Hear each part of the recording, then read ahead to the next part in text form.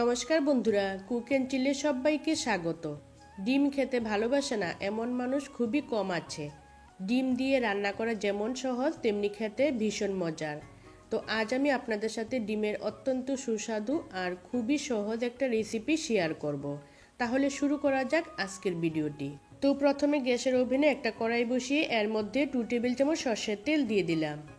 তেল ভালো মতো গরম হয়ে গেলে এর মধ্যে একটা তেজপাতা, 2টো এলাচ, 2টো গোলমরিচ, 2টো লবঙ্গ, হাফ চামচ গোটা জিরে আর 1 টুকরো দারচিনি দিয়ে দিলাম। ফোড়নটা 15 থেকে 20 সেকেন্ড ভেজে নিলাম। এরপর এর মধ্যে দিয়ে দিলাম 2টো মিডিয়াম সাইজের কুচানো পেঁয়াজ।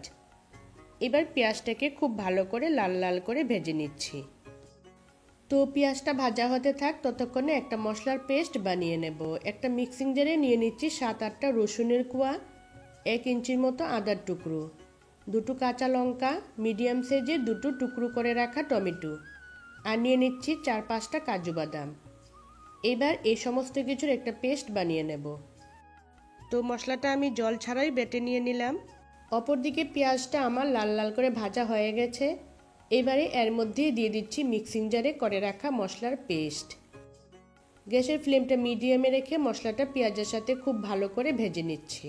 একটু সময় নিয়ে মশলাটা ভাজতে হবে যাতে টমেটো, আদা, রসুনের কাঁচা গন্ধটা চলে যায়।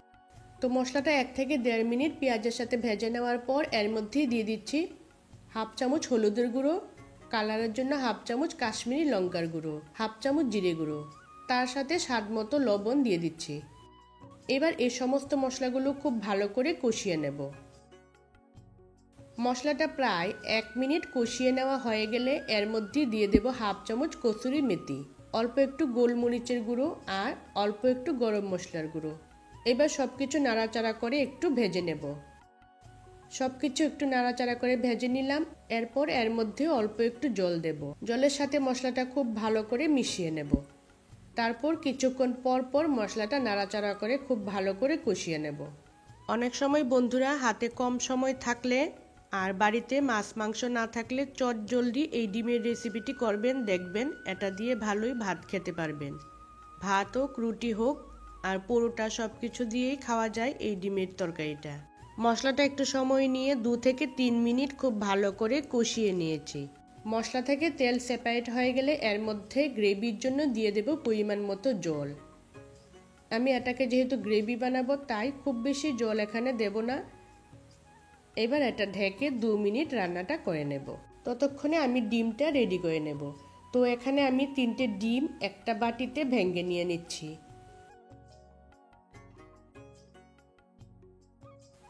এবার এর মধ্যে অল্প একটু লবণ, অল্প একটু লঙ্কার গুঁড়ো আর অল্প একটু হলুদের গুঁড়ো দিয়ে ডিমটা খুব ভালো করে ফেটিয়ে নেব।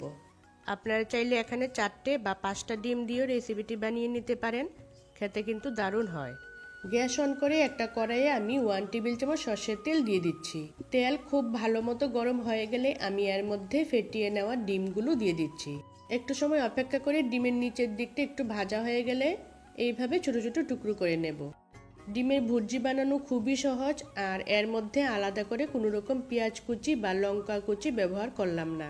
যেহেতু আমরা আদা, রসুন, টমেটোর একটা মশলা তৈরি করেছি, পেঁয়াজের পরিমাণ বেশি হয়ে যাবে বলেই আমি আলাদা করে এর মধ্যে পেঁয়াজ কুচি বা লঙ্কার কুচি ব্যবহার করলাম না। এই ডিমটা অনেক কিছু দিয়েই খাওয়া যায়, রুটি, পরোটা আর ভাত তো আছেই অবশ্য। গ্যাসের ফ্লেমটাকে এবার হাইতে দিয়ে খুব ভালো করে মিনিট 2 সময় নিয়ে ডিমের ভুর্জিটাকে ভাজা ভাজা করে নেব। ডিমের ভুর্জিটা আমার ভালো করে ভাজা ভাজা করে নেওয়া হয়ে গেছে। অপরদিকে গ্রেভিটা খুব ভালো মতো ফুটিয়ে নিয়েছি। এবার এর মধ্যে ডিমের ভুর্জিটা দিয়ে দেব। তারপর আরও 1 মিনিট গ্রেভিটা ফুটিয়ে নেব। তো 1 মিনিট সময় ধরে গ্রেভিটা খুব ভালো করে ফুটিয়ে নিয়েছি। দেখুন গ্রেভিটা বেশ গাঢ় হয়ে গেছে। ঠিক এরকম গ্রেভি রাখতে হবে, খুব বেশি পাতলাও না আবার খুব বেশি ঝোলও না। আপনারা চাইলে এর মধ্যে অল্প একটু ধনেপাতা কুচিও দিতে পারেন। আমি আর দিলাম না ধনেপাতাটা। আসলে আমার ছেলে ধনেপাতাটা খুব বেশি একটা পছন্দ করে না, তাই ধনেপাতা ছাড়াই আজকে রান্নাটা করলাম। এবার একটা গরম গরম ভাত হোক আর রুটি, পরোটা, লুচি সব কিছুর সাথেই সার্ভ করে নিতে পারবেন। খেতে ভীষণ টেস্টি হয়। তো বন্ধুরা আজকের ভিডিওটি কেমন লাগলো কমেন্টস করে জানাবেন। আর ভিডিওটি ভালো লাগলে অবশ্যই একটা লাইক করে বন্ধুবান্ধবের সাথে শেয়ার করার অনুরোধ রইল।